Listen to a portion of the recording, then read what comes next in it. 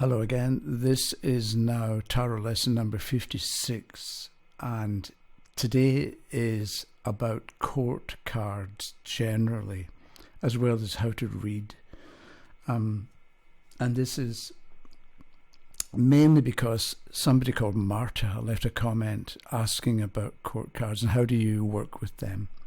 So I haven't really prepared this because I wanted to be kind of spontaneous, and I try not to repeat myself, but I thought if I plan it all out, then I'm maybe going to just say what I've already said, and I would hope that I would say things today that I haven't said before.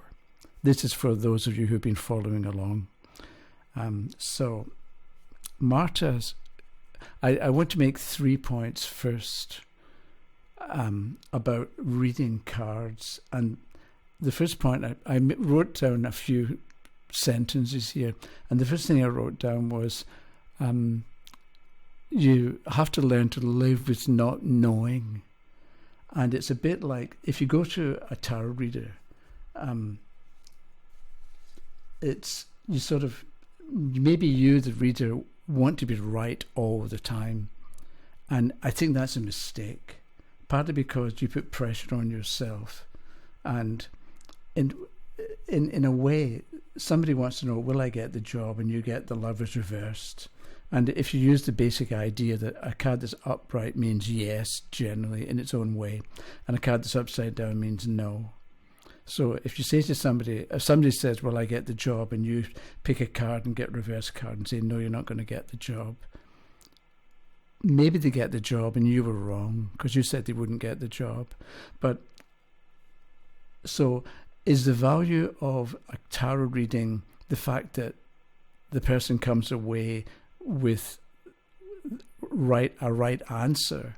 Or is the value of a tarot reading the person comes away with more understanding? Or maybe in you talking about, no, you're not going to get the job because of this and this and this, you can get them to understand their position better. And then they become more clear about what they're actually going for when it comes to the job.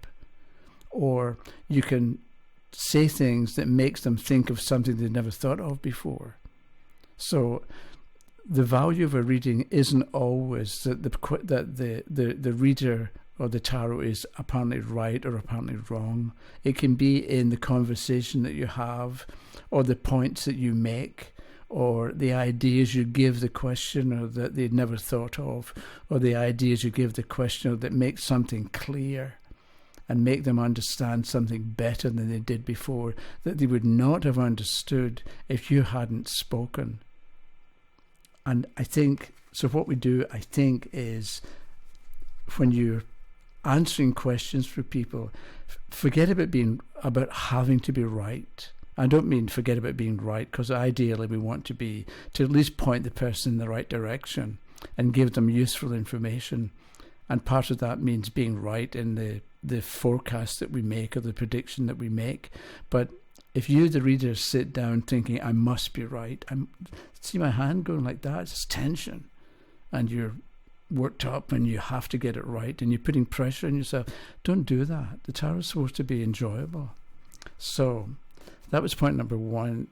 Learn to live with not knowing, because Marta's question had to do with, I picked out some court cards here in case I can't find them, with there's the Queen of Swords, right? She wanted to know, and I'll get to Marta's actual questions, but it's a bit like, if the Queen of Swords comes up, is this the questioner? Is it somebody the questioner knows? Is it somebody the questioner doesn't know? Or what?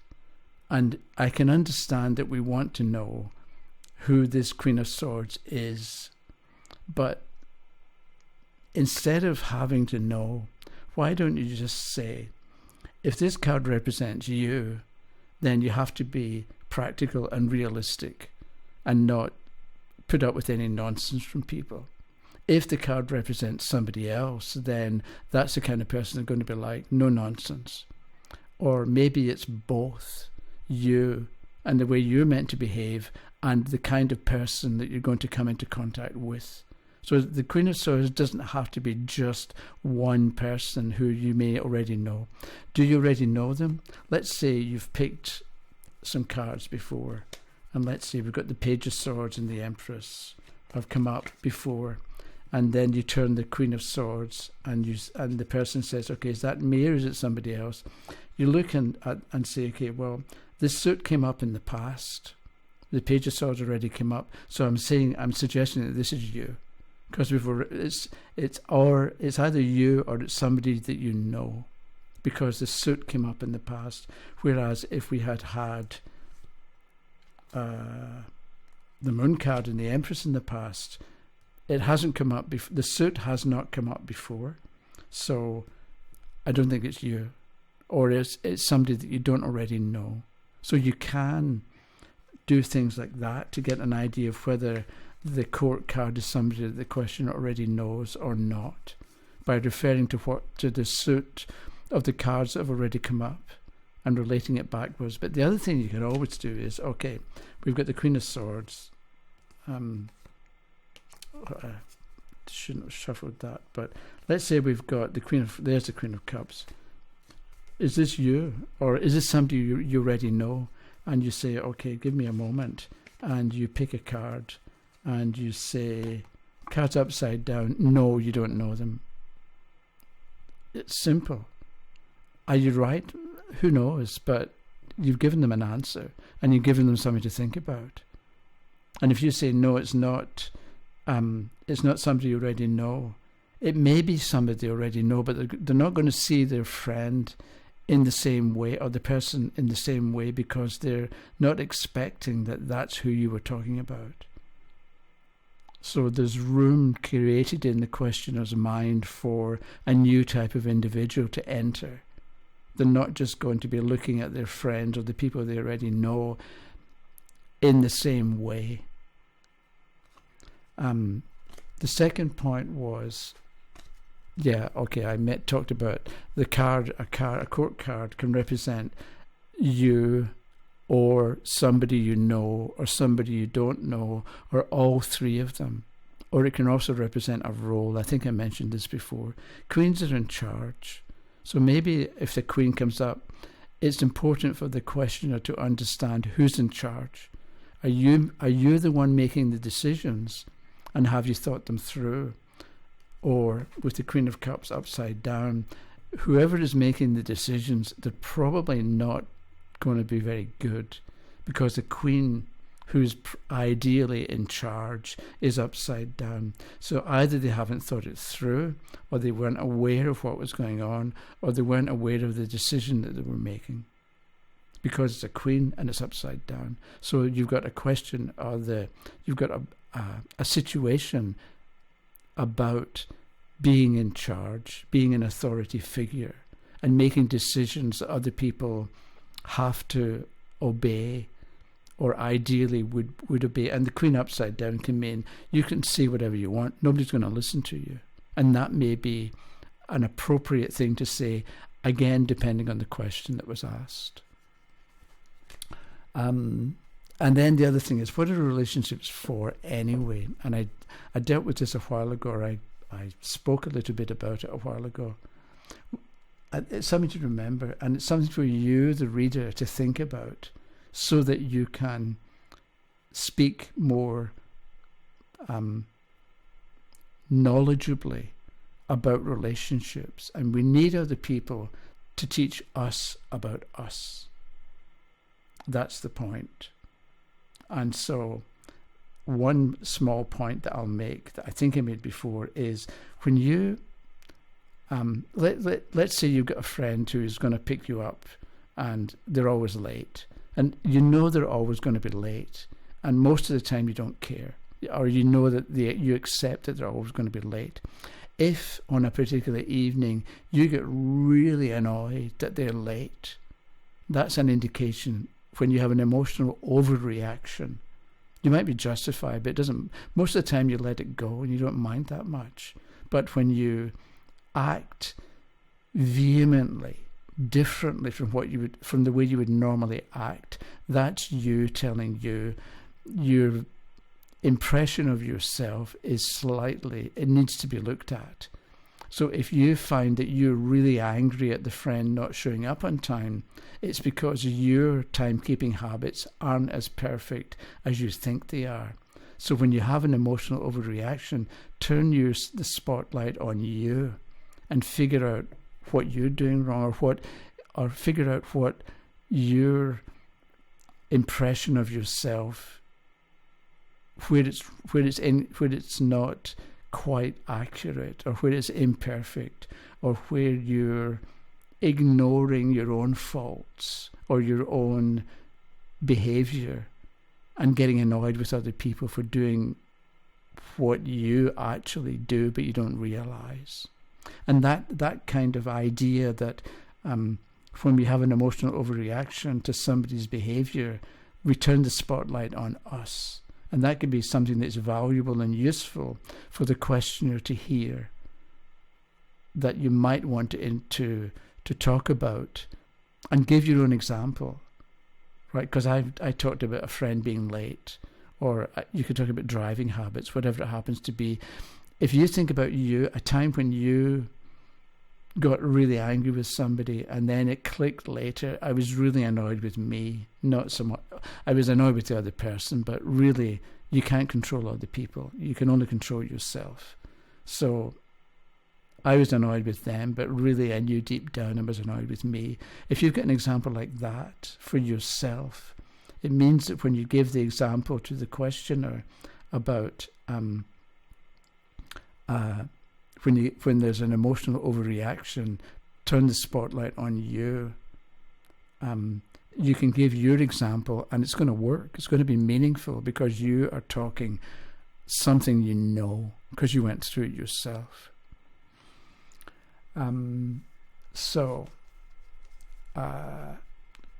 Marta's point, question one, was how do you know who the card represents? And so how do you know? I don't know if she had a particular question or card in mind, but how do you know? You can do kings are men, queens are women, knights are young men, and pages are young women or children. That's one way of looking at it. So if you get the page of coins, then you're dealing with a young person. And so it depends on the question. If you're talking to a mother who's got two children and one is 14 and the other is 9, then with the page of coins it's probably the 9-year-old. So you can often figure out who the card represents based on the question. And whereas if you're talking to the CEO of a company and the page of cups comes up or the page of coins comes up, maybe it's somebody in the company who lacks experience because it's a young person.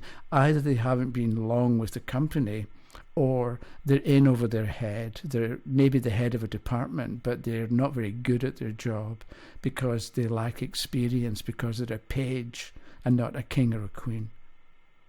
So that's one way of knowing. You think about the question that was asked and about the age maybe or the level of experience of the person, and you'd relate that to the king, the queen, the knight, or the page. In a love read, I don't get this next bit. In a love reading, there are two female figures. Which one is the woman who asks the question? I don't know whether Marta had a particular layout in mind for, I don't know what a love reading is, or maybe it's just about, I just draw a blank when I try to think about what she might mean. Maybe somebody wants to know, am I going to meet somebody? And then you get two queens come up. I don't know how to answer the question. Don't know what it means. So let me read it again. In a love reading, there are two female figures. Which one is the woman who asked the question? Maybe you tell from the, or else what you can do is, again, let's say the Queen of Cups. Is this the questioner? And you take a card. It's upside down. No, it's not the questioner.